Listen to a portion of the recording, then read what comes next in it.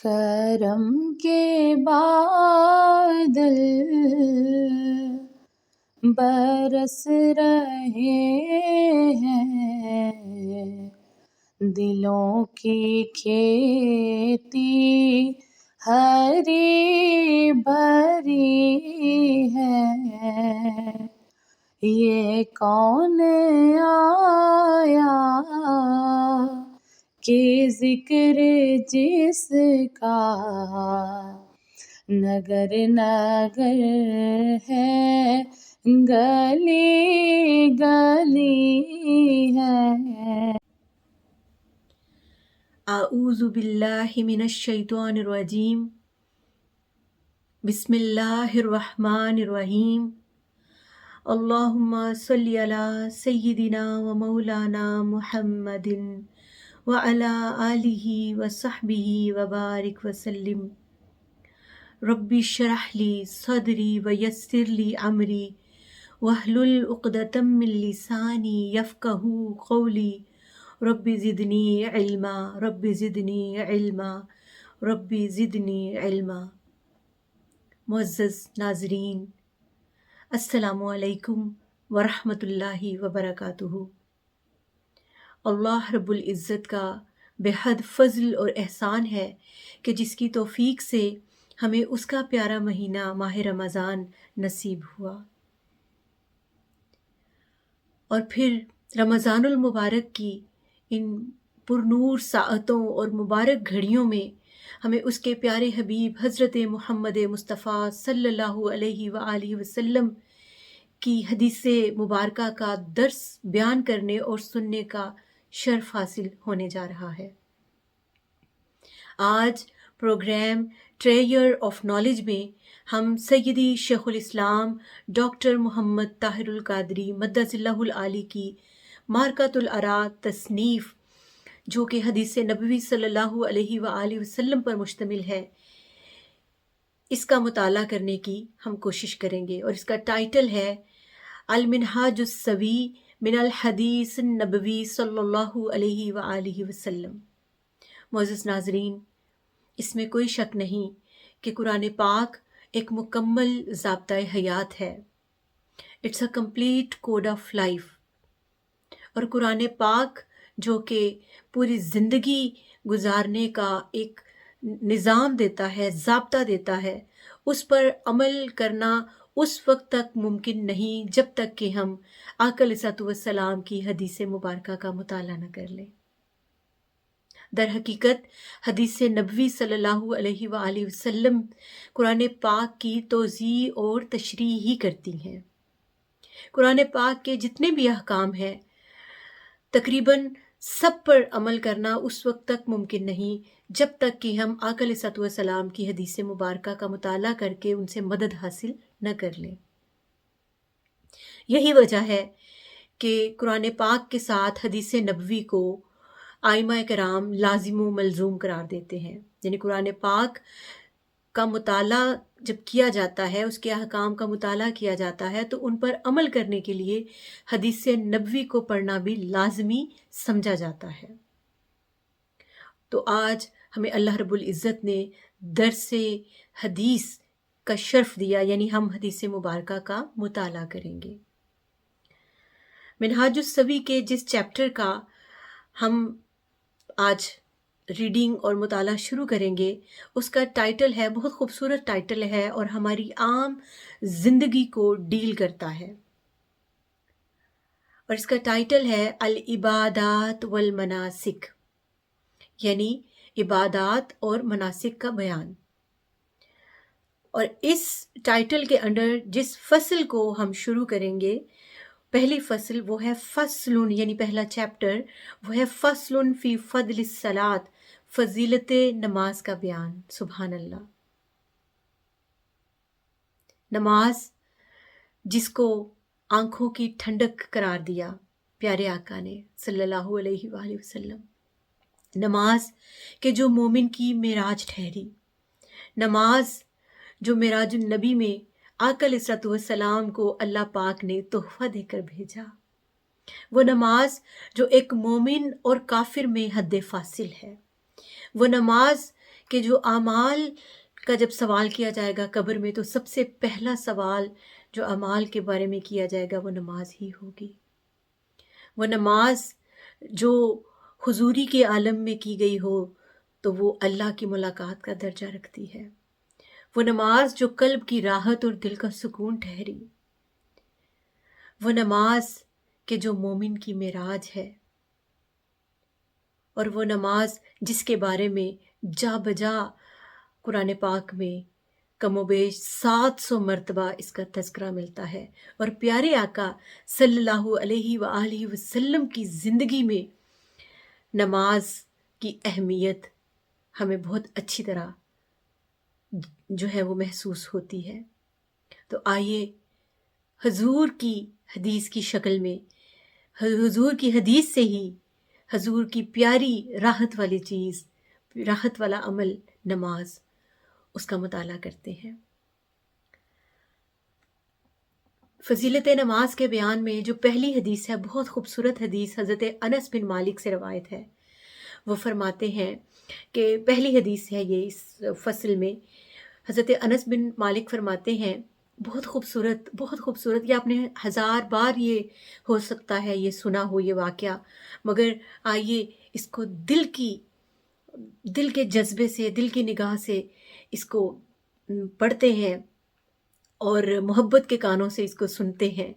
حضرت انس بن مالک رضی اللہ تعالیٰ عنہ بیان فرماتے ہیں کہ رسول اللہ صلی اللہ علیہ وآلہ وسلم نے فرمایا، شب معراج اللہ تعالیٰ نے میری امت پر 50 نمازیں فرض کی، تو میں ان نمازوں کے ساتھ واپس آیا، یہاں تک کہ میں حضرت موسیٰ علیہ السلام کے پاس سے گزرا تو انہوں نے کہا، اللہ تعالیٰ نے آپ پر آپ کی امت کے لیے کیا فرض کیا؟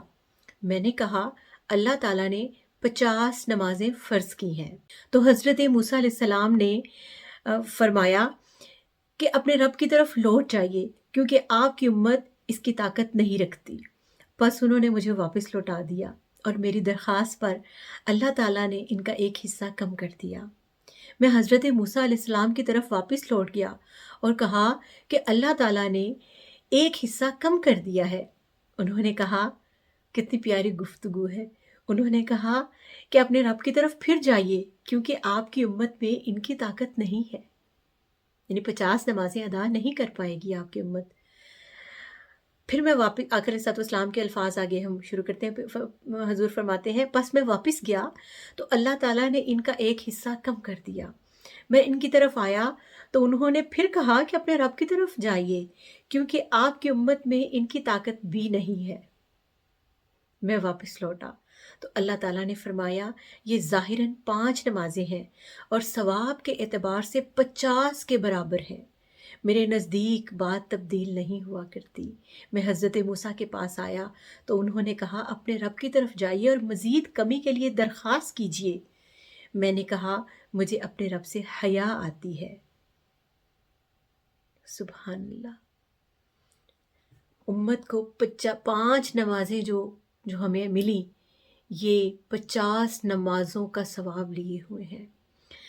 اگلی حدیث مبارکہ بہت خوبصورت ہے، حضرت عثمان بن ابن عفان، یعنی جن کا لقب حضرت عثمان غنی بھی ہے، وہ فرماتے ہیں، بہت خوبصورت اور مختصر حدیث ہے، فرماتے ہیں، ان النبی صلی اللہ علیہ وآلہ وسلم قال، من علم ان الصلاۃ حق واجب دخل الجنہ۔ فرماتے ہیں کہ رسول اللہ صلی اللہ علیہ وآلہ وسلم نے ارشاد فرمایا، جس نے یقین کر لیا کہ نماز حق ہے اور ہم پر فرض ہے، وہ جنت میں ضرور داخل ہوگا۔ سبحان اللہ، یعنی یہ یقین کر لینا، وہ کہتے ہیں نا کہ اقرار باللسان و تصدیق بالقلب، تو دل کا جو، قلب کا جو یقین ہے وہ اگر راسخ ہو جائے نماز کے بارے میں کہ نماز حق ہے اور یہ ہم پر فرض ہے، تو حضور کا فرمان ہے ایسا شخص جنت میں ضرور داخل ہوگا۔ سبحان اللہ، قربان جائیں۔ اگلی حدیث مبارکہ بھی بہت خوبصورت ہے، حضرت ابن امامہ رضی اللہ تعالیٰ عنہ سے روایت ہے، فرماتے ہیں، سمعت رسول اللہ صلی اللہ علیہ وآلہ وسلم یخطب فی حجۃ الوداع فقال اتقوا اللہ ربکم وصلو خمسکم وصوموا شہرکم وعدوا زکات اموالکم۔ فرماتے ہیں کہ میں نے حجت الوداع کے موقع پر آقا علیہ الصلوۃ والسلام کو خطاب فرماتے ہوئے سنا۔ آپ نے فرمایا اپنے رب سے ڈرو اور اپنی پانچوں نمازیں ادا کرتے رہو، اور اپنے مہینے یعنی رمضان کے روزے رکھا کرو، اور اپنے اموال یعنی مال و دولت جو ہے اس کی زکوٰۃ دیا کرو، اور اپنے اول الامر کی اطاعت کرو تو تم اس کے صلہ میں اپنے پروردگار کی جنت میں داخل ہو جاؤ گے۔ اب دیکھیے کتنی توجہ طلب بات ہے کہ اللہ کے تقوی کے بعد فوراً جس کا ذکر ہوا وہ نماز ہے، اور اس کے بعد پھر اور اس کے بعد پھر جو ہے وہ رمضان کے مہینے، اور اس کے بعد پھر زکوٰۃ کا ذکر ہے۔ سبحان اللہ۔ اگلی بہت خوبصورت حدیث مبارکہ کا مطالعہ شروع کرتے ہیں۔ حضرت عبادہ بن صامت رضی اللہ تعالیٰ عنہ سے روایت ہے کہ انہوں نے بیان کیا، میں نے رسول اللہ صلی اللہ علیہ وآلہ وسلم سے سنا، آپ صلی اللہ علیہ وآلہ وسلم نے فرمایا 5 نمازیں ہیں جن کو اللہ تعالیٰ نے اپنے بندوں پر فرض قرار دیا ہے، جس نے ان نمازوں کو بہترین وضو کے ساتھ ان کے مقررہ اوقات پر ادا کیا، ان نمازوں کو رکوع، سجود اور کامل خشوع سے ادا کیا، تو ایسے شخص سے اللہ تعالیٰ کا وعدہ ہے کہ اس کی مغفرت فرما دے گا۔ اور جس نے ایسا نہیں کیا، یعنی نماز ہی نہیں پڑھی، یا نماز کو اچھی طرح یعنی اس کے جو حقوق ہیں، اس کے جو آداب ہیں، اس کا جو ایک پروٹوکول ہے اس کے ساتھ ادا نہیں کیا، تو ایسے شخص کے لیے اللہ تعالیٰ کا کوئی وعدہ نہیں ہے۔ اگر چاہے تو اس کی مغفرت فرما دے، اور چاہے تو اس کو عذاب دے دے، یعنی کوئی اللہ کا وعدہ نہیں ہے ایسے شخص کے بارے میں۔ اب دیکھیے نماز کے بارے میں جو چیز ہم نے آج سیکھی وہ یہ ہے کہ نماز کو بہترین وضو کے ساتھ ہمیں یہ بھی دیکھنا ہے۔ آج ماہ رمضان میں ہم نے نمازیں تو ہم پڑھتے ہی ہیں، مگر ہم نے اپنی نمازوں کو بہترین حالت میں اللہ کی بارگاہ میں پہنچانا ہے۔ اس کے لیے اس کا ادب ہے، جو آداب نماز ہیں اس میں بہترین وضو کے ساتھ۔ آئندہ سے جب ہم وضو کریں گے تو ہم اس بات کا خیال رکھیں گے کہ آیا ہمارے وضو میں کوئی کمی تو نہیں، کوئی کراہت والی چیز تو نہیں، یعنی ہم کوئی چھوڑ تو نہیں رہے، یا ایسی چیز تو نہیں کہ جو یعنی جس کو دھونا فرض ہے اور وہ کہیں سے خشک اور کہیں سے یعنی ہمارے اعضائے وضو مکمل طور پر وہ دھوئے نہیں جا رہے۔ بہترین وضو کا حکم ہوا، پھر ان کے مقررہ اوقات کا حکم ہوا کہ مقررہ اوقات میں یعنی نماز کو خواہ ڈیلے کے ساتھ نہ پڑھیں، اس کو خواہ مؤخر نہ کریں، آخری وقت کا انتظار نہ کریں، بہترین وقت میں اس کو ادا کریں۔ پھر اگلا جو نماز کا ادب اس حدیث مبارکہ میں ہمیں پتہ چلا وہ یہ ہے کہ نمازوں کو رکوع، سجود اور کامل خشوع کے ساتھ ادا کیا جائے۔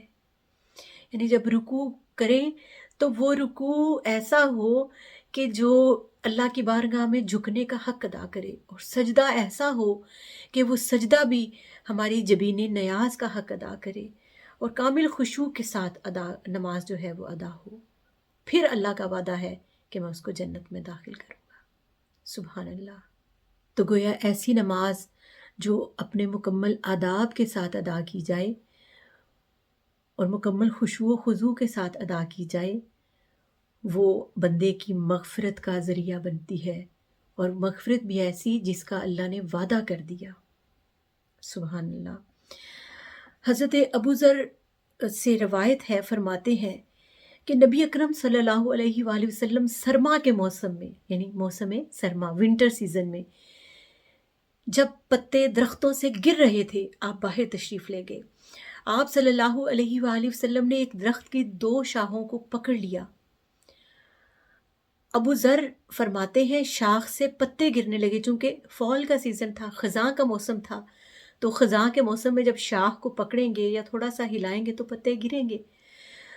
تو حدیث مبارکہ میں ہے شاخ سے پتے گرنے لگے، اور وہ فرماتے ہیں حضور اکرم صلی اللہ علیہ وآلہ وسلم نے پکارا، اے ابو ذر، میں نے عرض کیا لبیک یا رسول اللہ صلی اللہ علیہ وسلم۔ حضور نے فرمایا مسلمان بندہ جب نماز اس مقصد سے پڑھتا ہے کہ اسے اللہ تعالیٰ کی رضامندی نصیب ہو جائے تو اس کے گناہ اسی طرح جھڑ جاتے ہیں جس طرح یہ پتے درخت سے جھڑے جا رہے ہیں۔ سبحان اللہ، سبحان اللہ، سبحان اللہ، کہ نماز اگر اس نیت سے اور اس خشوع کے ساتھ، اس نیاز مندی کے ساتھ ادا کی جائے تو وہ آپ کے اور ہمارے گناہ اس طرح جھاڑ دیتی ہے جیسے خزاں کے موسم میں درختوں کے پتے جھڑ جاتے ہیں۔ حضرت حسن رضی اللہ تعالیٰ عنہ روایت کرتے ہیں حضور نبی اکرم صلی اللہ علیہ وآلہ وسلم نے فرمایا نمازی کے لیے 3 خصلتیں ہیں، یعنی 3 اس کی خصوصیات ہیں یا عادات ہیں۔ ایک یہ کہ اس کے دونوں قدموں سے لے کر سر تک رحمت الہی نازل ہوتی رہتی ہے، سبحان اللہ۔ اور دوسرا یہ کہ ملائکہ اسے اس کے دونوں قدموں سے لے کر آسمان تک گھیرے ہوئے رہتے ہیں۔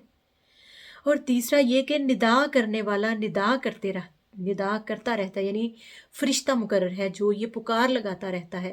اگر مناجات کرنے والا یعنی نماز پڑھنے والا یہ جان لیتا کہ وہ کس سے راز و نیاز کی باتیں کر رہا ہے تو وہ نماز سے کبھی واپس نہ پلٹتا۔ تو گویا نماز اللہ سے راز و نیاز کی باتیں کرنے کا ایک ذریعہ ہے، ایک عمل ہے۔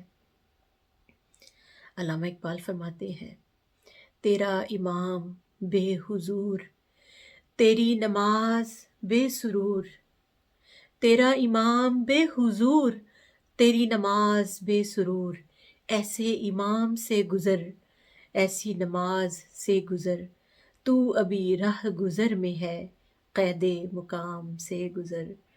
تو نمازیں اگر ادا کی جائیں تو کیسی برکتیں لے کر آتی ہیں۔ آگے حضرت حمران بن ابان رضی اللہ تعالیٰ عنہ بیان فرماتے ہیں کہ ہم حضرت عثمان بن عفان کی خدمت میں حاضر تھے تو آپ نے پانی طلب کیا اور پھر وضو کیا۔ جب آپ وضو سے فارغ ہوئے تو آپ مسکرائے اور پوچھا کہ کیا تم جانتے ہو میں کس وجہ سے مسکرایا ہوں؟ سبحان اللہ۔ تو پھر آپ نے خود ہی فرمایا کہ ایک مرتبہ حضور نبی اکرم صلی اللہ علیہ وآلہ وسلم نے وضو فرمایا جس طرح میں نے وضو کیا، اور پھر آپ صلی اللہ علیہ وآلہ وسلم مسکرائے اور پوچھا کیا تم جانتے ہو میں کس وجہ سے مسکرایا ہوں؟ تو ہم نے جواب دیا اللہ تعالیٰ اور اس کا رسول ہی بہتر جانتے ہیں، واللہ ورسولہ اعلم۔ تو پھر آپ صلی اللہ علیہ وآلہ وسلم نے فرمایا جب بندہ بڑے اہتمام کے ساتھ وضو مکمل کرتا ہے اور پھر نماز پڑھتا ہے، اللہ اکبر، اور نماز کو بڑے اہتمام کے ساتھ مکمل کرتا ہے، تو جب وہ نماز سے فارغ ہوتا ہے تو وہ اس طرح گناہوں سے پاک ہو جاتا ہے کہ گویا وہ اپنی ماں کے بطن سے ابھی پاک پیدا ہوا ہو۔ جب بڑے اہتمام سے وضو کیا جائے اور بڑے اہتمام سے نماز پڑھی جائے، وہ اہتمام بنتا بھی ہے، کیوں نہ اہتمام کیا جائے۔ عام دنیا کے کسی بڑے منصب، کسی بڑے عہدے پر فائز شخص کے پاس جائیں، کوئی اگر حکومتی عہدے دار ہو، کوئی منسٹر ہو، کوئی گورنمنٹ کے ہائی آفیشلز ہوں، تو ہم ان کے پاس اگر میٹنگ کے لیے جائیں تو کتنا اہتمام کرتے ہیں، پروٹوکولز کو انشور کرتے ہیں، ان کا خیال رکھتے ہیں، اپنے ڈریسنگ کا، اپنے آداب کا، اپنی گفتگو کا اہتمام کرتے ہیں۔ تو دیکھیے جو کل کائنات کا مالک ارض و سما ہے، تمام مخلوقات کا رب ہے، جو ہمارا رازق ہے، جو ہمارا پالن ہار ہے، جو ہمارے لیے رحمتوں کے خزانے کھولنے کے لیے تیار بیٹھا ہے، جو ہمارے ساتھ راز و نیاز، جو ہمارے راز و نیاز کی باتیں سننے کے لیے تیار بیٹھا ہے، جو سب سے اعلیٰ اور سب سے عرفہ ہے، اس کی بارگاہ میں جانے کا اہتمام کیوں نہ کیا جائے۔ سبحان اللہ۔ اگلی حدیث بہت مختصر سی ہے مگر بہت بڑا پیغام لے کر آئی ہے۔ حضرت انس بن مالک رضی اللہ تعالیٰ عنہ بیان فرماتے ہیں آقا علیہ السلام نے فرمایا اول ما یحاسب بہ العبد الصلاۃ، کہ پہلی چیز جس کا حساب بندے سے لیا جائے گا وہ نماز ہے. فَإِن صَلَحَتْ صَلَحَ سَائِرُ عَمَلِهِ، بس اگر وہ نماز درست ہوگی تو بندے کے جملہ اعمال بھی درست ہو جائیں گے. اور اگر فَإِن فَسَدَ سَائِرُ عَمَلِهِ، اور اگر وہ فاسد ہو گئی، نماز درست نہ ہوئی، تو اس کے تمام اعمال بھی درست نہیں ہوں گے. یعنی نماز جو ہے وہ ڈیسائیڈ کرے گی ہمارے باقی اعمال کو. اگلی حدیث مبارکہ حضرت ابو ہریرہ سے روایت ہے کہ حضور نبی اکرم صلی اللہ علیہ وآلہ وسلم نے فرمایا، قسم اس ذات کی جس کے قبضہ قدرت میں میری جان ہے، میں نے ارادہ کیا کہ لکڑیاں اکٹھی کرنے کا حکم دوں، پھر نماز کا حکم دوں تو اس کے لیے اذان کہی جائے، پھر ایک آدمی کو حکم دوں کہ لوگوں کی امامت کرے، یعنی نماز کی امامت کرے، پھر ایسے لوگوں کی طرف نکل جاؤں جو نماز میں حاضر نہیں ہوتے اور ان کے گھروں کو آگ لگا دوں. استغفر اللہ. قسم اس ذات کی جس کے قبضہ قدرت میں میری جان ہے، اگر ان میں سے کوئی جانتا کہ اسے گوشت پر ہڈی یا 2 عمدہ کھریاں یعنی پائے ملیں گے تو ضرور نماز عشاء میں شامل ہوتا. یعنی لوگ اس چیز کی اہمیت کا اندازہ نہیں کرتے، دنیاوی لالچ کو تو پریفر کرتے ہیں، اہمیت دیتے ہیں، مگر ان کو نہیں پتہ کہ نماز چھوڑنے پر وبال کتنا ہے. آپ نے فرمایا کہ جو نہیں نماز پڑھتا، میرا جی چاہتا ہے میں ان لوگوں کی طرف نکل جاؤں اور ان کے گھروں کو آگ لگا دوں. استغفر اللہ، استغفر اللہ. اگلی چیز جو نماز کی اہمیت کے اوپر ہے، حضرت عبداللہ بن عمر رضی اللہ تعالیٰ عنہ سے روایت ہے، نبی اکرم صلی اللہ علیہ وآلہ وسلم نے فرمایا، باجماعت نماز ادا کرنا تنہا ادا کرنے پر 27 درجے فضیلت رکھتا ہے. تو نماز کی جو فضیلت اور نماز کی جو اہمیت ہے وہ ہمیں بخوبی طور پر پتہ چل گئی. نماز میں جو انسان سجدے میں سر ڈالتا ہے، سجدے میں سر رکھتا ہے، نیاز مندی کا اظہار کرتا ہے، وہ اس کو دنیا میں بھی سرخرو کرتا ہے اور آخرت میں بھی. علامہ اقبال نے فرمایا، وہ ایک سجدہ جسے تو گراں سمجھتا ہے، وہ ایک سجدہ جسے تو گراں سمجھتا ہے، 1000 سجدے سے دیتا ہے آدمی کو نجات.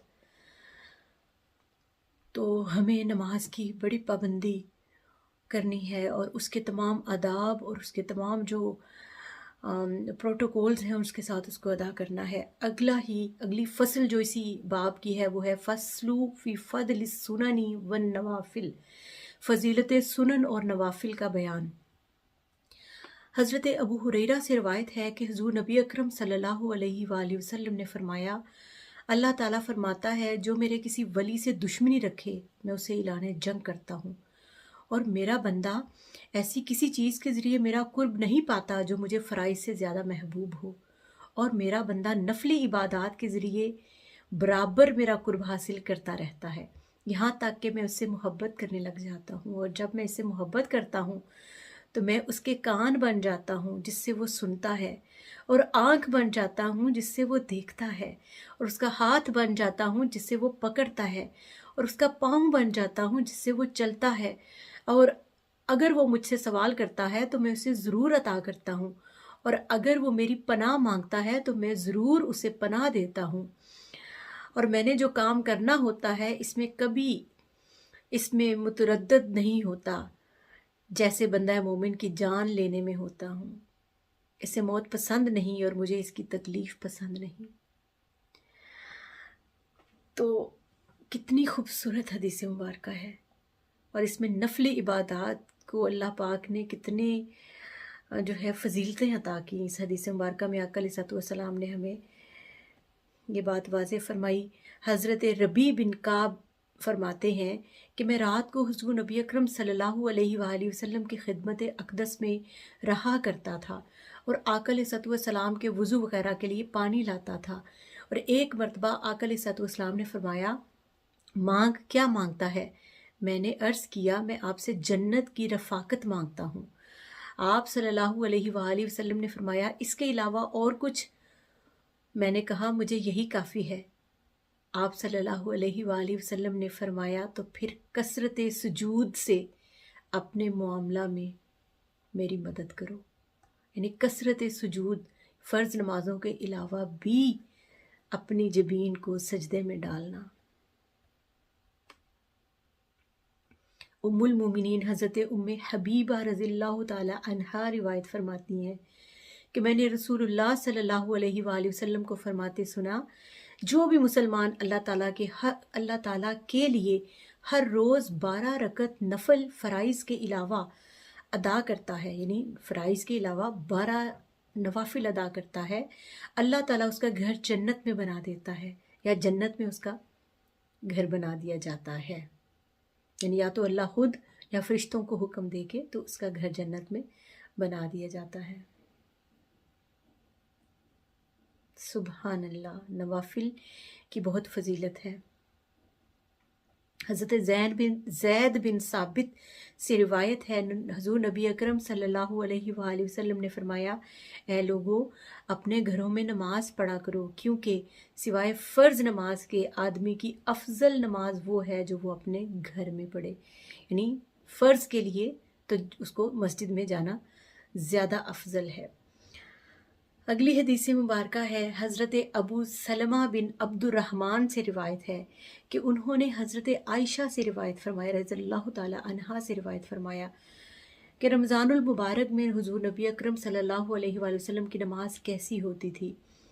تو انہوں نے فرمایا، حضور نبی اکرم صلی اللہ علیہ وآلہ وسلم رمضان المبارک میں اور اس کے علاوہ بھی نماز تہجد 11 رکعات سے زیادہ نہیں پڑھتے تھے، 4 رکعتیں پڑھتے، تو ان کے ادا کرنے کی خوبصورتی اور طوالت قیام کے متعلق کچھ نہ پوچھو۔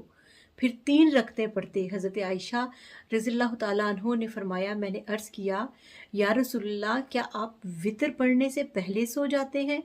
آپ صلی اللہ علیہ وآلہ وسلم نے فرمایا، اے عائشہ، بے شک میری آنکھیں سوتی ہیں لیکن میرا دل نہیں سوتا۔ نفلی نمازوں کے بارے میں اگلی روایت حضرت اسماء بنت یزید رضی اللہ تعالیٰ عنہ سے ہے۔ وہ فرماتی ہیں کہ رسول نبی اکرم صلی اللہ علیہ وآلہ وسلم نے فرمایا، لوگ قیامت کے دن ایک میدان میں اکٹھے کیے جائیں گے اور ایک منادی اعلان کرے گا، جن لوگوں کی کروٹیں اپنے رب کی یاد میں بستروں پر نہ لگتی تھیں وہ کہاں ہیں؟ وہ کھڑے ہو جائیں گے، ان کی تعداد بہت کم ہوگی، اور وہ جنت میں بغیر حساب و کتاب کے داخل ہو جائیں گے، اور پھر باقی بچ جانے والے لوگوں کے حساب و کتاب کا حکم جاری کر دیا جائے گا۔ یعنی جن لوگوں کی کروٹیں بستروں پر نہیں لگتی تھیں، جو بے چینی میں رہتے تھے ساری رات، اور پھر آدھی رات کا جب وقت آتا تو وہ پھر قیام کے لیے کھڑے ہو جاتے، تہجد پڑھتے یا قیام اللیل کرتے۔ حضور شیخ الاسلام ایسی کیفیات کے لیے اکثر فرماتے ہیں، رات پوے تے بے دردانو سکھ دی نیندر آوے، اور درد مندانو تانگ سجن دی ستیاں آن جگاوے۔ جو رات کو جن کی کروٹیں اپنے بستروں پر نہیں لگتی اللہ کی یاد میں، ان کے لیے کتنا بڑا اجر ہے۔ منادی کروانے والا منادی کرائے گا اور کہے گا، کہاں ہیں وہ جو اپنے رب کی یاد میں بے چین رہتے تھے اور بستروں پر کروٹیں نہیں لگتی تھیں، یعنی بے چین رہتے اور کھڑے ہو کر پھر اپنے رب کی بارگاہ میں سر بسجود ہو جاتے۔ جب وہ کھڑے ہوں گے تو ان کی تعداد بہت کم ہوگی، اور اللہ رب العزت حکم فرمائیں گے کہ یہ سب جنت میں بغیر حساب و کتاب کے داخل ہو جائیں۔ کتنا بڑا اجر ہے راتوں کو وہ جو اٹھ کر اللہ کو یاد کرتے ہیں۔ قیامت والے دن رب ان کو بہت نوازے گا، بہت راحت اور آرام ملے گا ان کو، اور جنتوں میں، اللہ کی تیار کردہ جنتوں میں ان کو سکون اور آرام کے ساتھ ٹھہرایا جائے گا۔ سبحان اللہ۔ حضرت انس سے روایت ہے اگلی، یہ بھی نفلی نماز جو الاشراق، جس کو اشراق کی نماز بھی کہتے ہیں، اس کے بارے میں ہے۔ آقا علیہ الصلوۃ والسلام نے فرمایا جو شخص صبح کی نماز باجماعت پڑھ کے طلوع آفتاب تک بیٹھا اور اللہ کا ذکر کرتا رہا، پھر 2 رکعت نماز اشراق ادا کی، اس کے لیے کامل و مقبول حج اور عمرے کا ثواب ہے۔ سبحان اللہ، وہ لوگ جو حج اور عمرہ پہ کسی وجہ سے نہیں جا سکتے، دیکھیے مقبول، جو کہ قبول ہی قبول ہے، جو اللہ نے جس کو قبول کر لیا اس کو مقبول حج اور عمرہ کہتے ہیں، اس کو وہ اس حج کا ثواب اور عمرے کا ثواب ملے گا۔ حضرت انس فرماتے ہیں کہ نبی اکرم صلی اللہ علیہ وآلہ وسلم نے لفظ تامہ یعنی مقبول حج کا جو لفظ ہے نا کامل 3 مرتبہ فرمایا۔ اور یہ جو اشراق کی نماز ہے یہ جب سورج طلوع ہو جاتا ہے اس وقت ادا کی جاتی ہے، جب سورج کی کرنیں صبح طلوع فجر کے بعد، یعنی جب فجر کی نماز ہو جاتی ہے اس کے بعد بیٹھے رہیں اور سورج کے نکلنے کا انتظار کیا جائے۔ جب سورج نکل آئے اس وقت یہ 2 نوافل ہیں، کم از کم 2 نوافل، اور ان کو اشراق کے نوافل کہا جاتا ہے، اور ان کا اجر دیکھیے کہ مقبول حج اور عمرے کا ثواب ہے۔ سبحان اللہ۔ تو آئیے نیت کرتے ہیں کہ اس کی کوشش کریں گے۔ سبحان اللہ۔ پھر آگے ہے حضرت ابو ہریرہ سے روایت، وہ فرماتے ہیں کہ جو شخص چاشت کی 2 رکعات کی پابندی کرتا ہے اس کے گناہ بخش دیے جاتے ہیں اگرچہ سمندر کی جھاگ کے برابر ہوں۔ سبحان اللہ۔ پھر ہے جو ہے صلاۃ الاوابین، جو کہ مغرب کی نماز کے ساتھ ادا کی جاتی ہے۔ حضرت ابو ہریرہ سے روایت ہے کہ رسول اللہ صلی اللہ علیہ وآلہ وسلم نے فرمایا جو شخص نماز مغرب کے بعد 6 نفل اس طرح پڑھے کہ ان کے درمیان کوئی بری بات نہ کرے، اس کے لیے نفل 12 سال کی عبادت کے برابر شمار ہوں گے۔ سبحان اللہ۔ اب اگلی فصل جو ہے وہ ہے فصلی فی صیام رمضان، رمضان کے روزوں کا بیان۔ اس میں پہلی جو روایت ہے وہ حضرت ابو ہریرہ سے ہے۔ حضور نبی اکرم صلی اللہ علیہ وآلہ وسلم نے فرمایا جو شخص بحالت ایمان ثواب کی نیت سے رمضان کے روزے رکھتا ہے اس کے سابقہ گناہ بخش دیے جاتے ہیں۔ سبحان اللہ۔ جیسے کہ رمضان کے بابرکت مہینے میں ہم داخل ہو چکے ہیں تو کوشش کیجئے کہ کبھی بھی فرض روزہ جو ہے رمضان کا روزہ وہ بغیر شرعی کسی عذر کے نہ چھوڑا جائے، وہ ہم سے ترک نہ ہو۔ بہت خوبصورت روایت ہے حضرت ابو ہریرہ سے ہی، فرماتے ہیں نبی اکرم صلی اللہ علیہ وآلہ وسلم نے فرمایا جب رمضان شروع ہوتا ہے تو آسمان کے دروازے کھول دیے جاتے ہیں، اور ایک روایت میں ہے جنت کے دروازے کھول دیے جاتے ہیں اور جہنم کے دروازے بند کر دیے جاتے ہیں اور شیطان زنجیروں میں جکڑ دیے جاتے ہیں۔ اس کا مطلب یہ ہے کہ جنت جو ہے وہ پوری آب و تاب سے اپنی کرنیں زمین پر بکھیر رہی ہوتی ہے اور اللہ کی رحمت ڈھونڈ رہی ہوتی ہے کہ کون ہے جنت کا متلاشی، اس کے لیے جنت لکھ دی جائے، اور شیطان جکڑ دیا جاتا ہے تاکہ وہ لوگوں کے دلوں میں وسوسے نہ پیدا کر سکے اور اللہ کے بندوں کو جنت میں جانے سے روک نہ سکے۔ اگلی حدیث مبارکہ ہے حضرت سہل بن سعد رضی اللہ تعالیٰ عنہ سے، فرماتے ہیں نبی اکرم صلی اللہ علیہ وآلہ وسلم نے فرمایا جنت میں ایک دروازہ ہے جسے ریان کہا جاتا ہے، قیامت کے دن روزہ دار اس میں سے داخل ہوں گے اور ان کے سوا کوئی اس دروازے سے داخل نہیں ہوگا۔ کہا جائے گا کہاں ہے روزہ دار؟ پس وہ کھڑے ہو جائیں گے، ان کے علاوہ اس میں سے کوئی داخل نہیں ہو سکے گا۔ جب وہ داخل ہو جائیں گے تو اس کو بند کر دیا جائے گا، پھر کوئی اور اس میں سے داخل نہیں ہو سکے گا۔ سبحان اللہ۔ تو گویا باب الریان صرف روزے داروں کو ہی اپنے اندر سے گزرنے دے گا، اور پھر جیسے ہی روزے دار گزر جائیں گے تو یہ فضیلت والا دروازہ بند کر دیا جائے گا اور روزے داروں کے بعد اس میں سے کسی کو گزرنے کی اجازت نہیں ہوگی۔ اگلی روایت کی طرف بڑھتے ہیں۔ حضرت ابو امامہ سے روایت ہے، فرماتے ہیں میں نے عرض کیا یا رسول اللہ صلی اللہ علیہ وآلہ وسلم مجھے کوئی ایسا عمل بتائیں جس سے میں جنت میں داخل ہو جاؤں۔ آپ نے فرمایا روزہ رکھو، اس کے برابر کوئی عمل نہیں۔ پھر میں نے عرض کیا یا رسول اللہ مجھے کوئی اور عمل بھی بتائیں۔ آپ صلی اللہ علیہ وآلہ وسلم نے فرمایا روزہ رکھو، اس کے برابر کوئی عمل نہیں۔ سبحان اللہ، سبحان اللہ۔ اگلی روایت ہے، حضرت ابو ہریرہ رضی اللہ تعالیٰ عنہ فرماتے ہیں، آقا علیہ السلام نے فرمایا روزہ ڈھال ہے اور دوزخ کی آگ سے بچاؤ کے لیے محفوظ قلعہ ہے، یعنی جیسے قلعے میں بند کر کے تو دشمن کی فوجوں سے بچاؤ کیا جاتا تھا پہلے زمانے میں، اس طرح روزہ ایک قلعہ ہے جو اپنے اندر روزے دار کو محفوظ کر لیتا ہے، اور جو دشمن یعنی شیطان اور نفس ہے ان کے حملوں سے محفوظ کر لیتا ہے۔ یہ ڈھال ہے۔ قربان جائیں، کتنی پیاری حدیث ہمیں ملی آقا علیہ السلام کی بدولت، کتنی بڑی فضیلت ملی۔ حضرت ابو ہریرہ اگلی روایت میں فرماتے ہیں، آقا علیہ السلام نے فرمایا آدمی کا ہر عمل اس کے لیے ہے اور ہر نیکی کا ثواب 10 گنا سے لے کر 700 گنا تک ہے، سوائے روزہ کے کہ وہ میرے لیے ہے اور اس کی جزا بھی میں ہی عطا کرتا ہوں۔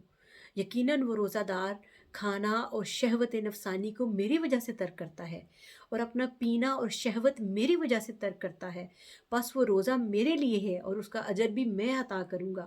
یعنی عام جو بھی عمل آپ نیکی کا جو عمل کرتے ہیں، جو عبادت کرتے ہیں، اس کا ثواب 10 گنا سے لے کر 700 گنا تک ملتا ہے، مگر روزے کا ثواب متعین نہیں کیا گیا، اس کو کنفائن نہیں کیا گیا، اس کو محدود نہیں کیا گیا۔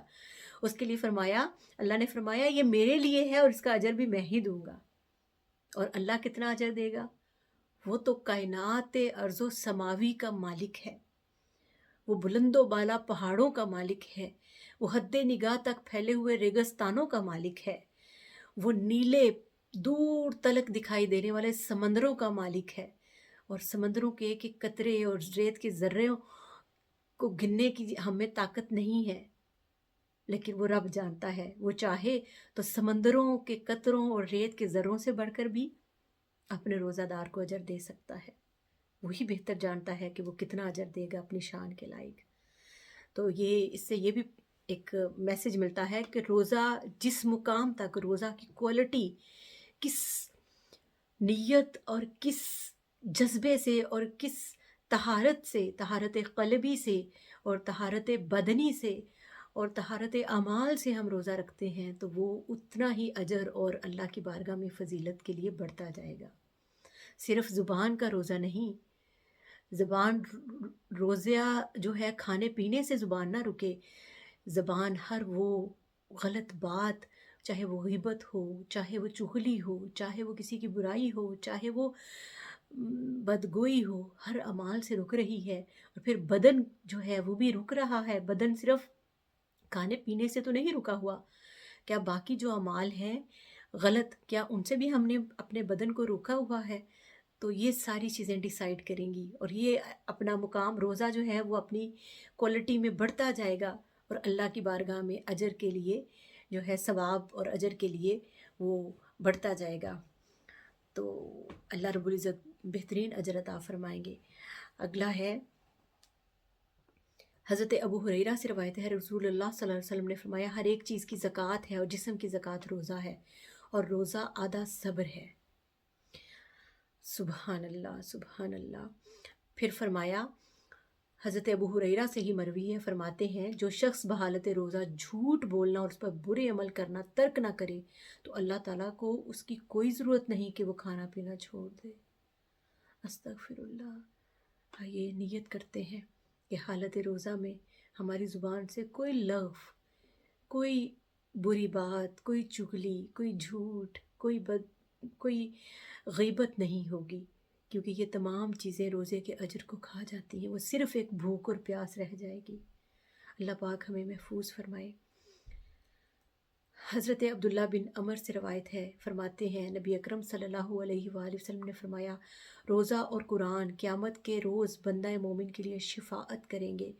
روزہ عرض کرے گا، اے اللہ، دن کے وقت میں نے اس کو کھانے اور شہوت سے روکے رکھا، پر اس کے حق میں میری شفاعت قبول فرما۔ اور قرآن کہے گا، میں نے رات کو اسے جگائے رکھا، پس اس کے حق میں میری شفاعت قبول فرما۔ پس دونوں کی شفاعت قبول کر لی جائے گی۔ گویا رات کو قرآن پڑھنا کتنا افضل ہے.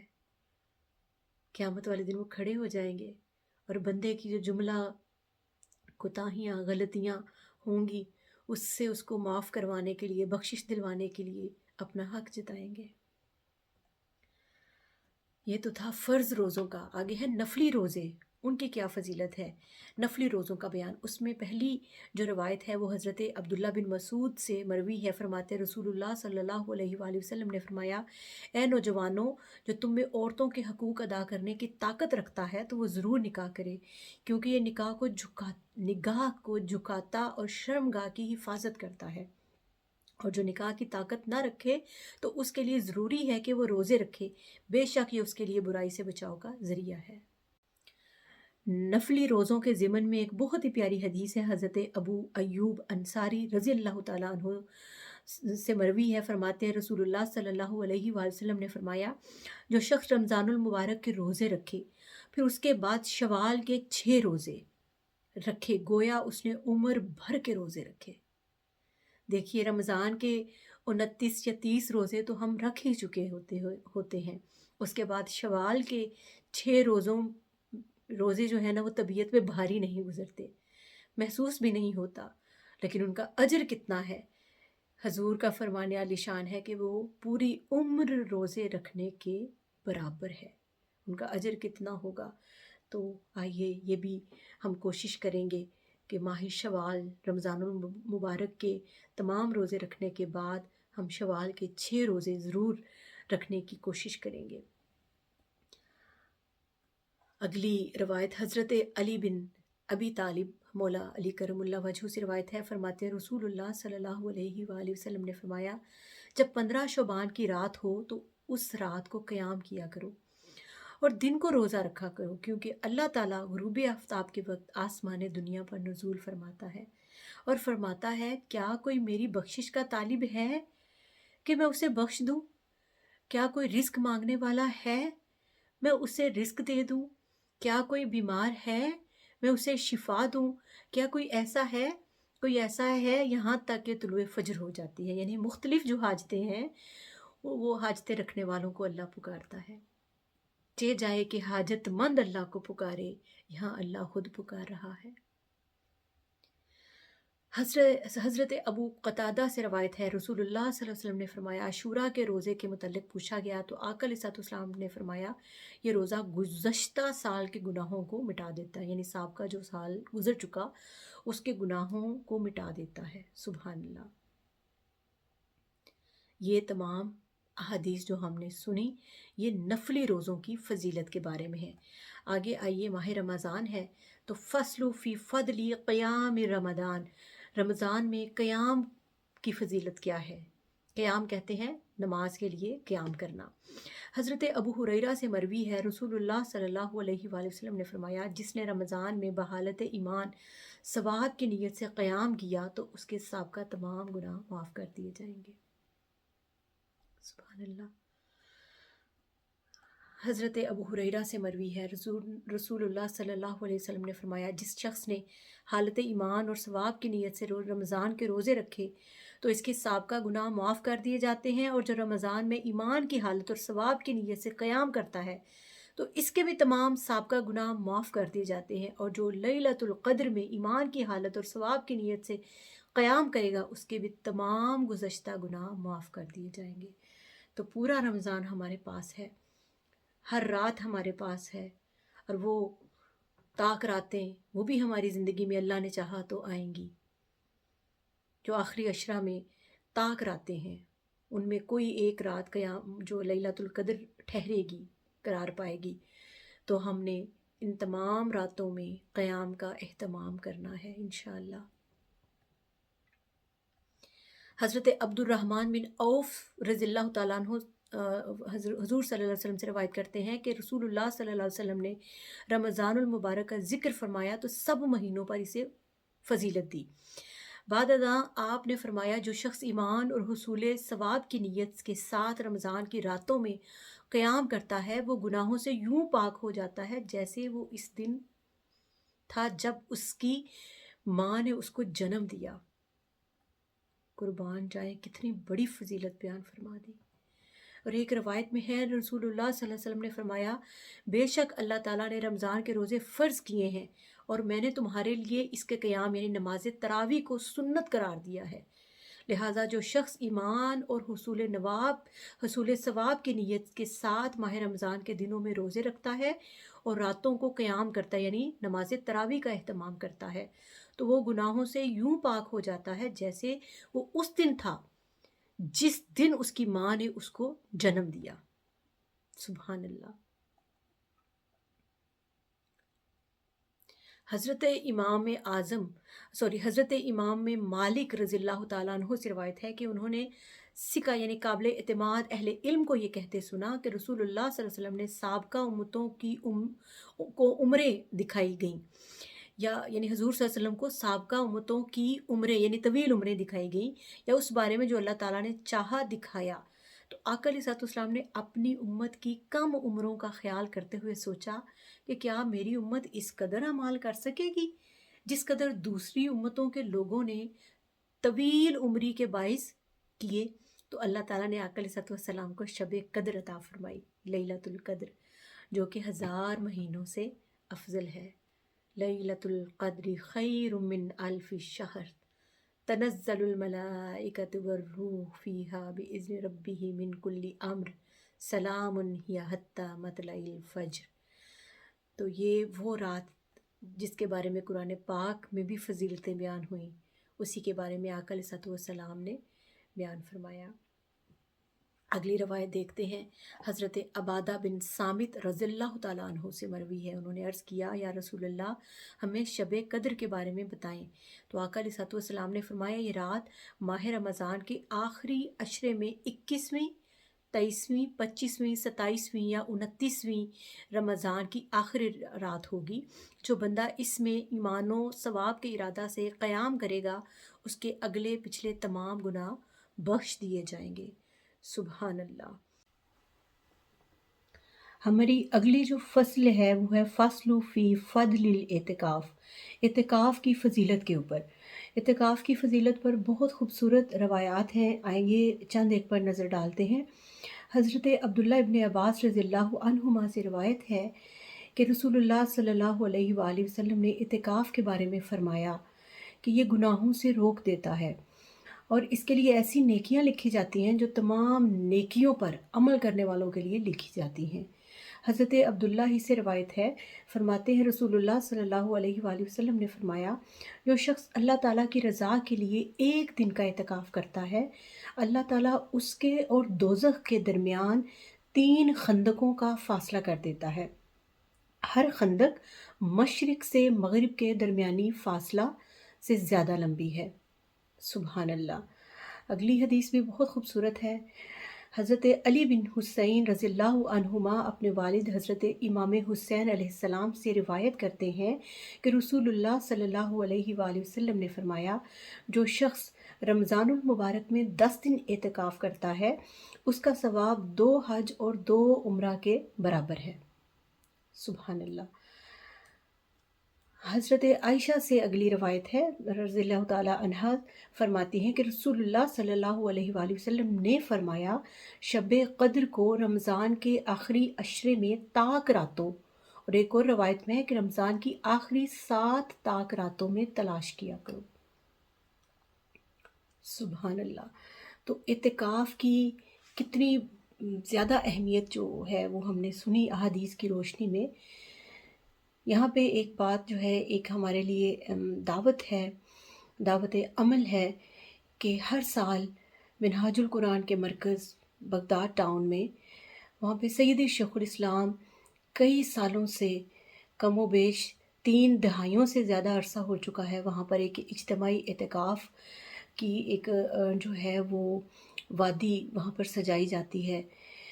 وہاں پر مرد و خواتین، بچے، بچیاں، نوجوان، ہماری بہنیں اور بھائی، اب تو بچے اور بچیاں بھی، معصوم جو بچے ہیں وہ بھی بڑی تعداد میں، 1000 کی تعداد میں وہاں پر جو ہے انسانی نفوس وہ اعتکاف کرتے ہیں، اور سیدی شیخ الاسلام کی سنگت میں اللہ پاک کی رضا کے لیے اور اس کے رسول کی سنت کو ادا کرتے ہوئے کبھی عشق کی وادیوں میں غوطہ زن ہوتے ہیں، اللہ کی معرفت کی وادیوں میں غوطہ زن ہوتے ہیں۔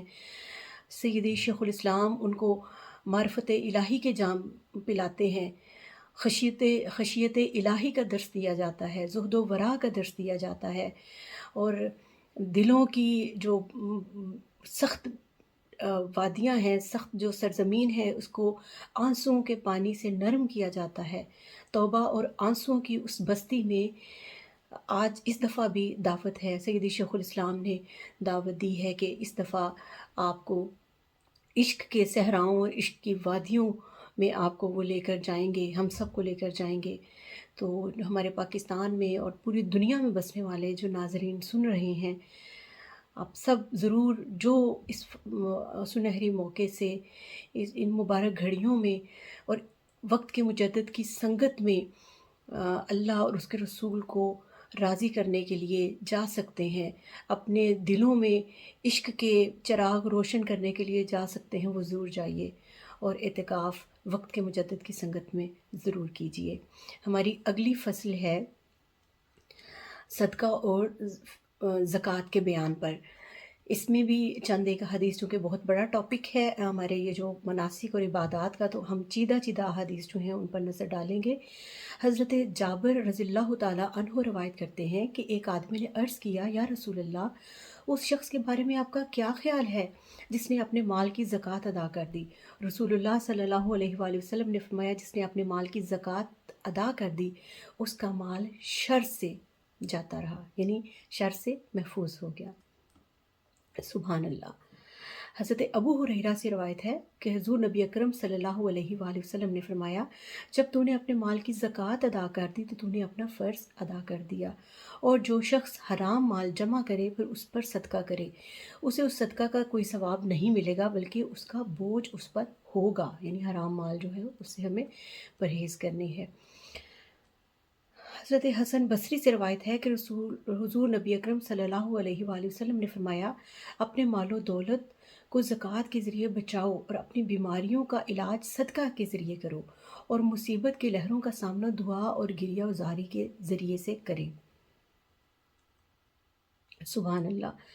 صدقہ خیرات جو ہے اس کے بارے میں ایک بہت خوبصورت اور مختصر سی حدیث ہے، یہ ہم پڑھ کے تو اگلی فصل پر کی طرف بڑھیں گے۔ حضرت انس بن مالک رضی اللہ تعالیٰ عنہ روایت فرماتے ہیں کہ حضور نبی اکرم صلی اللہ علیہ وآلہ وسلم نے فرمایا، بے شک صدقہ اللہ تعالیٰ کے غصہ کو ٹھنڈا کرتا ہے اور بری موت سے بچاتا ہے۔ سبحان اللہ۔ تو صدقہ پر بہت خوبصورت اور احادیث بھی ہیں، آپ اس کتاب کا مطالعہ کیجیے، المنہاج السوی، اور اپنی جو معلومات ہیں اس میں اضافہ کیجیے اور اس پر عمل کی بھی کوشش کریں۔ آگے ہے فصل فی الصدقۃ علی الاہل والاقارب، اعزاء و اقربا پر صدقہ کرنے کی فضیلت۔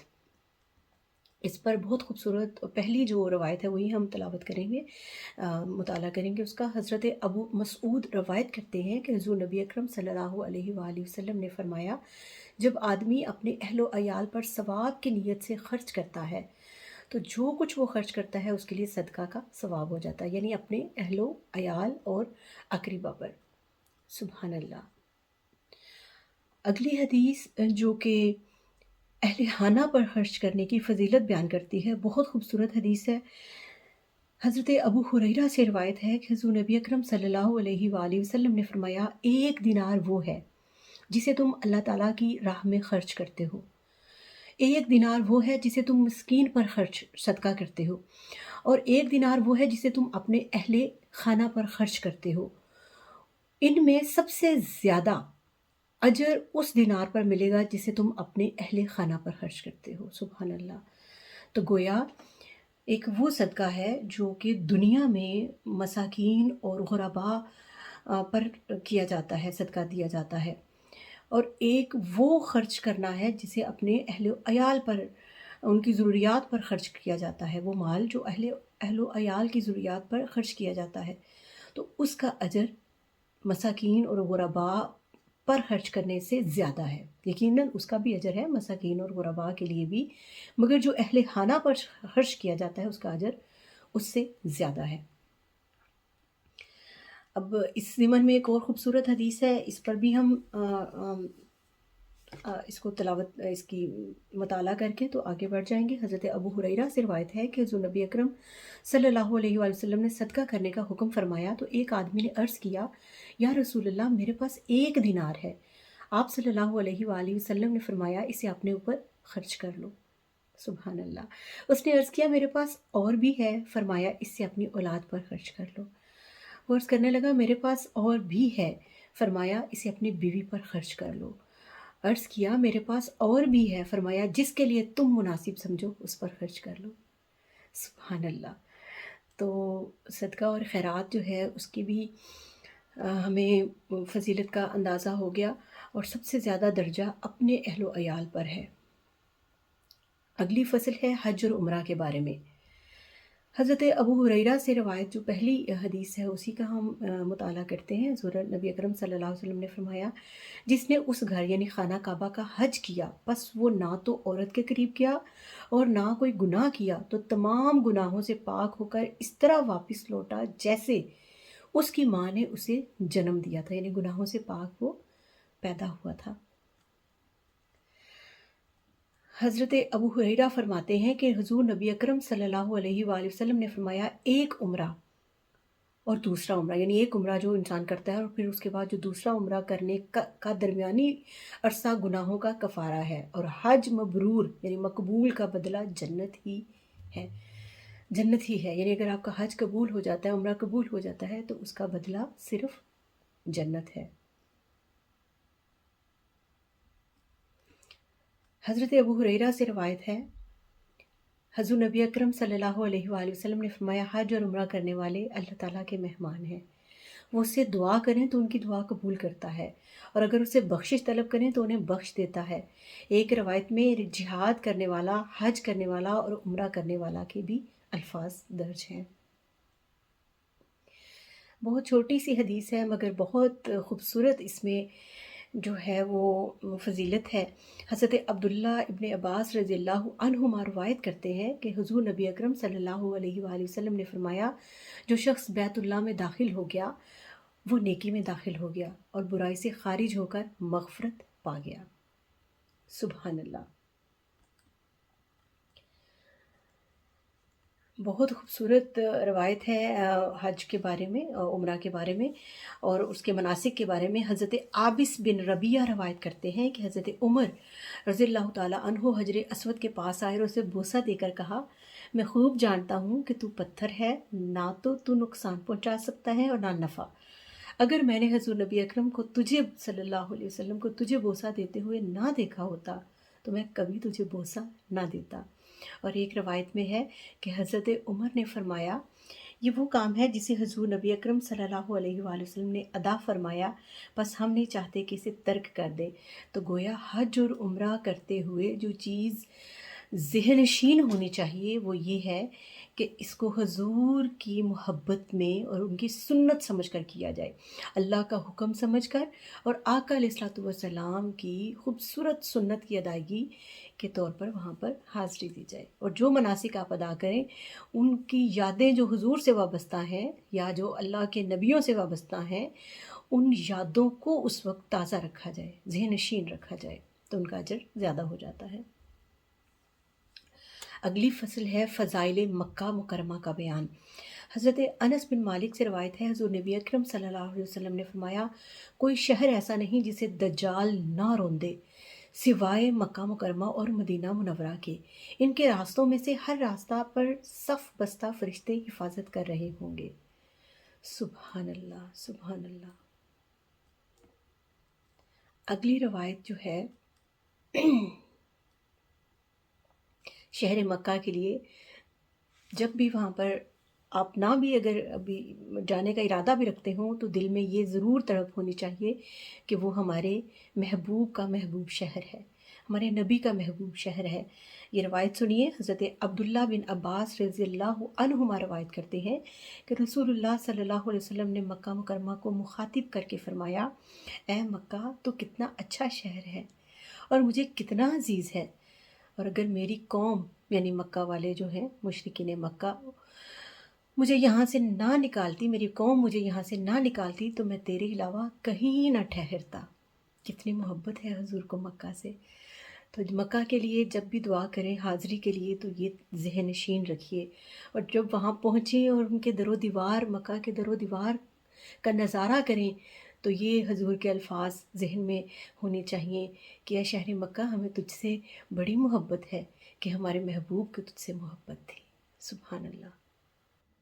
شہر مکہ کی فضیلت پر بڑی خوبصورت روایت ہے۔ حضرت انس بن مالک رضی اللہ تعالیٰ عنہ سے مروی ہے کہ نبی اکرم صلی اللہ علیہ وآلہ وسلم نے فرمایا، جو اپنے گھر میں نماز پڑھے اسے ایک نماز کا، اور جو قبیلے میں نماز پڑھے اسے 25 نمازوں، یعنی باجماعت، جو باجماعت نماز پڑھے اسے 25 نمازوں کا، اور جو جامع مسجد میں نماز پڑھے اسے 500 نمازوں کا، اور جو جامع مسجد اقصیٰ اور میری مسجد نبوی میں نماز پڑھے اسے 50,000 نمازوں کا، اور جو مسجد حرام یعنی مکہ مکرمہ میں نماز پڑھے اسے 1,00,000 نمازوں کا ثواب ملتا ہے۔ تو جب بھی شہر مکہ کی حاضری ہو، وہاں پر دیے جانے والا ایک ایک سجدہ ذہن میں رکھیے کہ وہ 1,00,000 کے برابر ہے۔ سبحان اللہ، سبحان اللہ۔ آقا علیہ السلام نے فرمایا، حضرت عبداللہ ابن عباس رضی اللہ عنہما سے روایت ہے، آقا علیہ السلام نے فرمایا، بے شک اس پتھر حجر اسود کو اللہ تعالیٰ نے ایک زبان اور 2 ہونٹ عطا فرمائے ہیں، جن سے یہ قیامت کے دن ان لوگوں کے بارے میں گواہی دے گا جنہوں نے حق سمجھ کر اسے بوسہ دیا۔ اور کیا ہی بات ہو، جیسے حضرت عمر رضی اللہ تعالیٰ عنہ نے بوسہ دیتے ہوئے کہا کہ اے حجر اسود، تو بڑا ہی عزیز ہے اس لیے کہ میرے آقا نے تجھے بوسہ دیا تھا۔ تو یہ ذہن میں ہونا چاہیے۔ آگے ہے حضور کے شہر مدینہ المنورہ کی فضیلت۔ حضرت ابو ہریرہ سے روایت ہے، نبی اکرم صلی اللہ علیہ وآلہ وسلم نے فرمایا، میرے گھر اور میرے ممبر کے درمیان کا حصہ جنت کے باغوں میں سے ایک باغ ہے، اور میرا ممبر میرے حوض پر ہے۔ سبحان اللہ۔ بہت ہی خوبصورت حدیث ہے مدینہ منورہ کے بارے میں۔ قربان جائیں جہاں ہمارے آقا قیام پذیر ہیں اور جہاں آقا علیہ السلام چلتے پھرتے رہے۔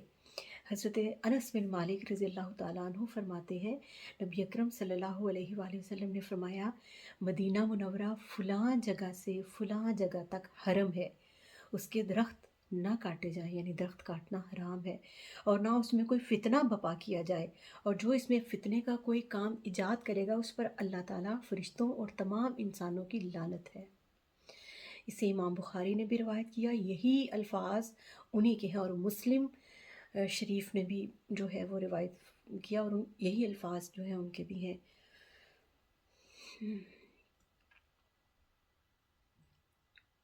پھر بہت خوبصورت روایت ہے، حضرت جابر رضی اللہ تعالیٰ عنہ سے مروی ہے، حضور نبی اکرم صلی اللہ علیہ وآلہ وسلم نے فرمایا، حضرت ابراہیم علیہ السلام نے مکہ مکرمہ کو حرم قرار دیا تھا، اور میں دونوں کالے پتھروں والے میدانوں کے درمیان مدینہ منورہ کو حرم قرار دیتا ہوں، نہ کوئی درخت اور نہ کوئی جھاڑی وہاں کاٹی جائے، اور نہ ہی وہاں کوئی جانور شکار کیا جائے۔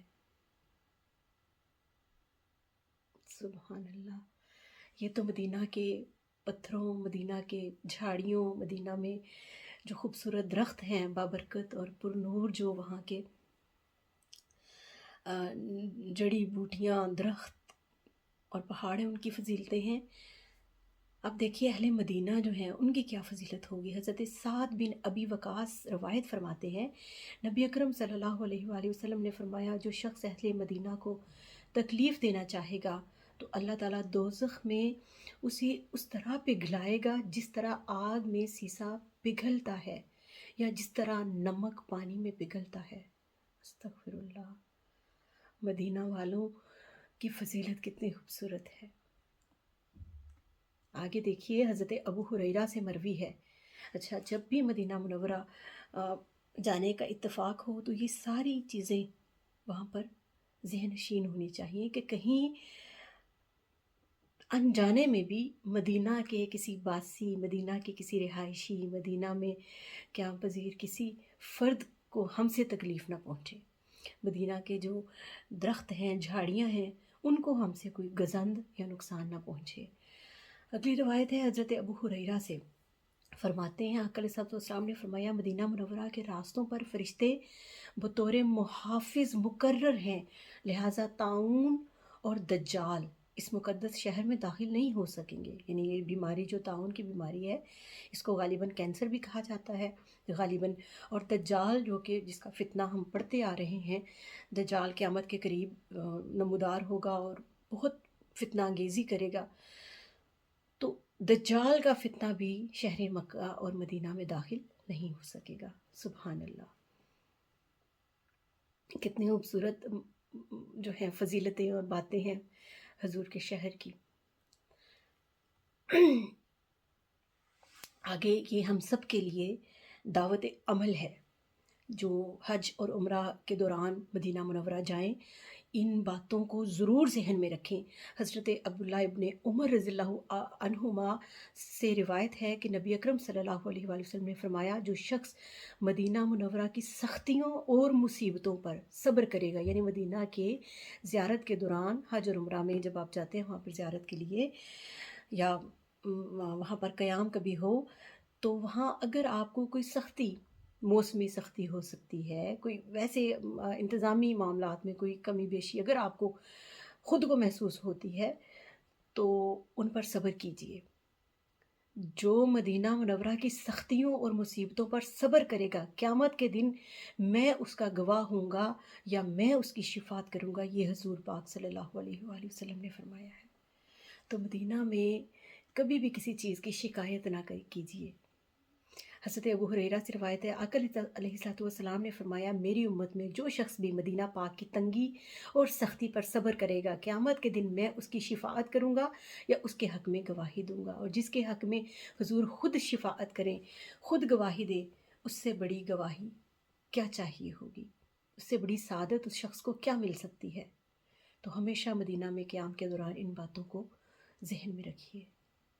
معزز ناظرین، ہم نے رمضان المبارک کی بابرکت اور پر نور گھڑیوں میں سیدی شیخ الاسلام مدظ اللہ العالی کی مارکۃ الآراء کتاب، جو احادیث نبوی صلی اللہ علیہ وآلہ وسلم کا بہت بڑا مجموعہ ہے، المنہاج السوی، اس کی جو باب نمبر 3 ہے اس کا مطالعہ کرنے کا شرف حاصل کیا۔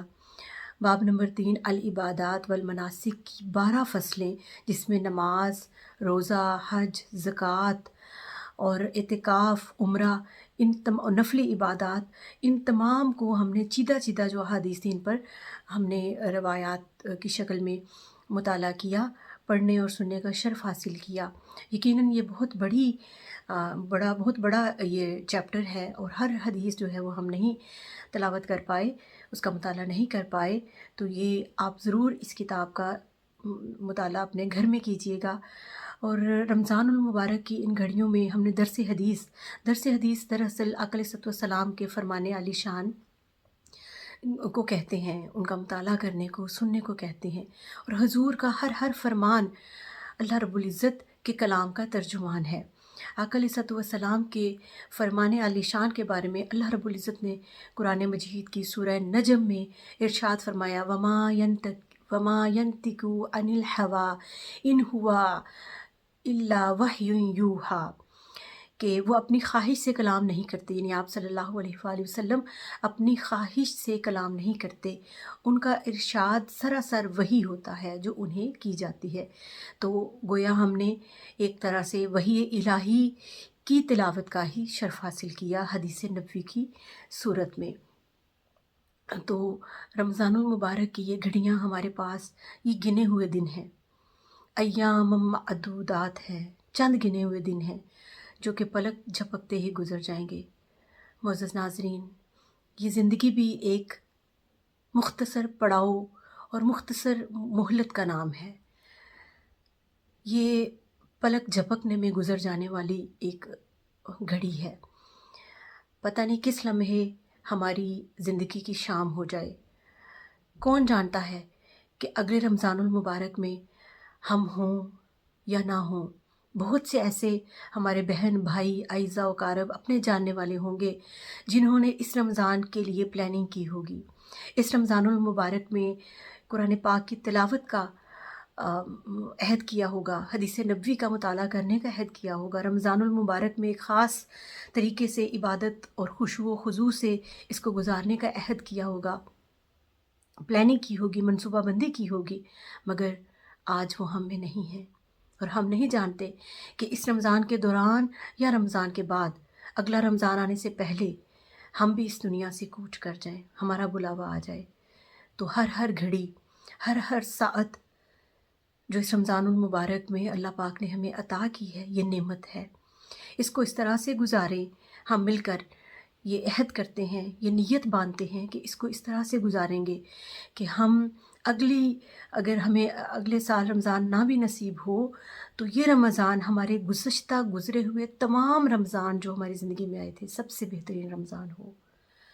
ویسے بھی ایک مومن کی یہی شان ہوتی ہے کہ اس کی ہر جو آنے والی گھڑی ہے وہ پہلے والی گھڑی سے بہتر ہوتی ہے، گزرے ہوئے لمحات سے آنے والے لمحات بہتر ہونے چاہیے۔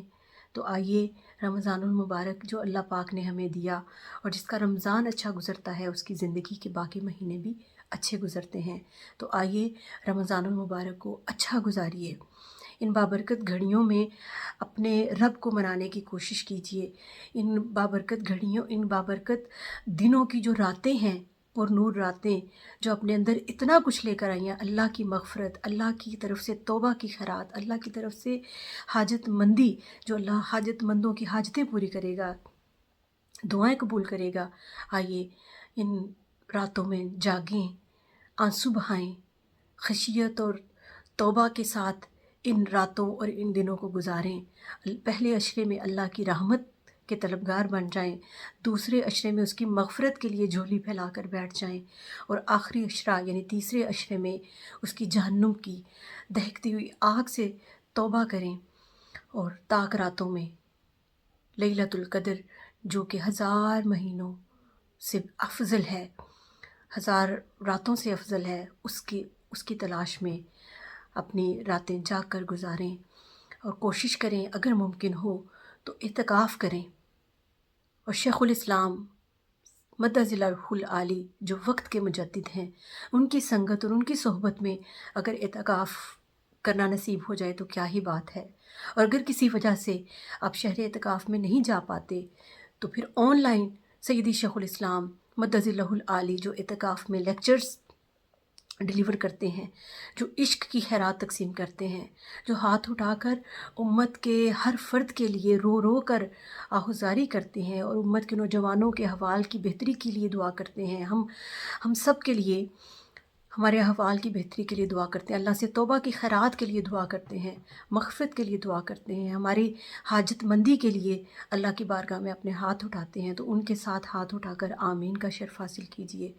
تمام جو ان کے دروس ہیں اس اعتکاف کے، آنے والے اعتکاف کے، وہ سننے کی سعادت حاصل کیجیے، اور کوشش کیجیے کہ اس رمضان کو اس طرح گزاریں کہ اللہ اور اس کے رسول ہم سے راضی ہو جائے۔ یہی ایک گزارش ہے اللہ پاک، اور ہم سب ایک دوسرے کے لیے دعا گو بن جائیں، امت مسلمہ کے لیے دعا گو بن جائیں، اور ایک دوسرے اپنے بہن بھائی جو مسلمان بہن بھائی ہیں ان کے لیے دعا گو بن جائیں۔ اللہ پاک ہم سب نے جو کچھ سنا حدیث نبوی کی روشنی میں اس پر عمل کی توفیق عطا فرمائے، اور ہماری اس رمضان کو زندگی کا بہترین رمضان بنائے۔